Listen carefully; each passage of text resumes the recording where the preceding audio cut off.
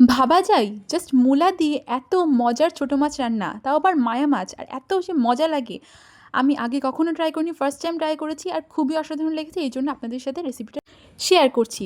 তো ফার্স্টেই কী করব, আমি একটু ডেকোরেশনের জন্য এই গাছটা অ্যাড করে দিলাম। এটা রেসিপি ছিল না। বাই দ্য ওয়ে, মাছটা খুবই ভালোভাবে পরিষ্কার করে নিতে হবে। একদম পরিষ্কার করতে হবে, তাহলে কোনো গন্ধ করবে না। দরকার হলে একটু লেবু চিপেও পরিষ্কার করতে পারেন, তাহলে একদমই স্মেল থাকবে না। তো আমি মূলা কুচি কুচি করে কেটে নিয়েছি, আর এটা যেহেতু ফ্রেশ নতুন মূলা ছিল, এই জন্য এটাতে মূলার মতো কোনো স্মেলই ছিল না। তো এর মধ্যে আমি হচ্ছে পেঁয়াজ বা রসুন বাটা, পেঁয়াজ, কাঁচামরিচ, একটু সামান্য বোম্বাই মরিচও দিয়েছি, তারপর আদা বাটা, রসুন বাটা, জিরা বাটা, আর হচ্ছে একটু হালকা শুকনো মরিচ বাটা দিয়েছি, সেটা হচ্ছে শুধুমাত্র কালারের জন্য। দিয়ে গরম পানি দিয়ে আমি হচ্ছে হাতে মেখে এটা বসিয়ে দিয়েছি লো হিটে। তারপর কিছুক্ষণ পর আমি হাই হিটে দিব।